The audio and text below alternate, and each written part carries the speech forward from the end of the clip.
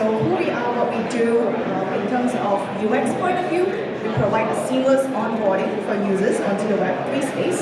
It's a convenient way for you to purchase your NFT and view your NFTs. We provide like fiat on-ramps that you can get your users just to use their credit card and just get their first NFT with us. And lastly would be the familiar Web2 experience that you get that doesn't compromise your security, privacy, as well as account ownership. So for those who are new to Web3, just coming in to check out the space, what is Web3 and how has the web evolved? We started with Web 1.0, which is more like informative. And then here we are with Web 2.0, which is more like interactive, where you can like message your friends, get a native app on your mobile, and just interact with anyone with your mobile. The space is moving on to Web 3, where we focus on something that's decentralized, privacy focused, and people who wants to protect their data and maybe like make some money out of it.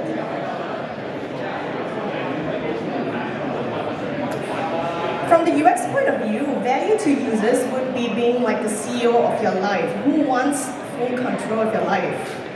Gentlemen there? Would you like to take full control of your life? Yes. How about you guys here? Yes. So let's all be CEO of our own life. So what does this mean? Value to users means that you get control of your own identity. You empower yourselves to do what you want with the money you own, as well as the data you have. What does it mean by control over your own identity? This means that we don't have like de-platform risk. Any chance you get locked out of your Facebook or Google by saying like, no, Facebook and Google said that you are not who you are. This is something that we don't want because we are who we are. Who are you to tell us we are not?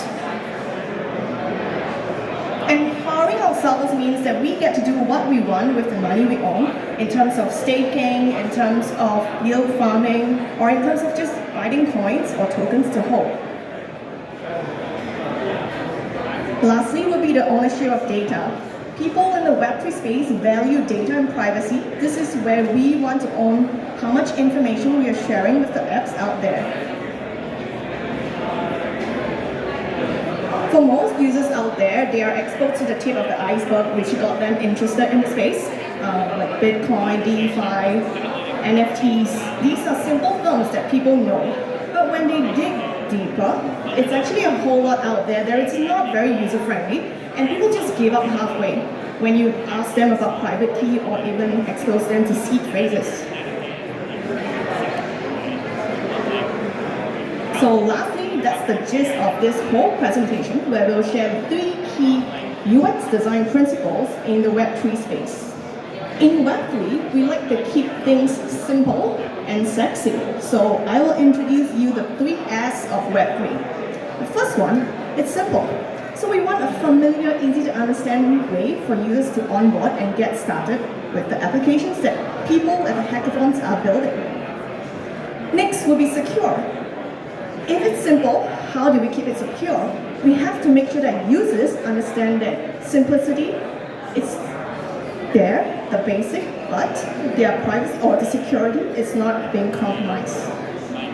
Lastly, in this space, self-custodial is very important. We ensure that design communicates self-custodial to users who are onboarded to every step. Here's an example of how Web3 make use of simplicity to onboard users.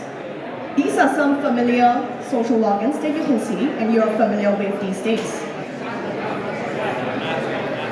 And security, we provide like 2 FA setups. Once you are very into the applications that you want to be, you log in more than 3 times or you hold a certain threshold amount of money inside an application, set up a 2FA. Don't lose your account or your seed phrases. That's something that we don't support. Lastly will be self-custodial. When you re-log in, how does this ensure that you get back your key? So on top of the Google login, you get to store a part of the share on your device. And lastly, you can set up a password so that you can reconstruct your key with 2 out of the n factors you have.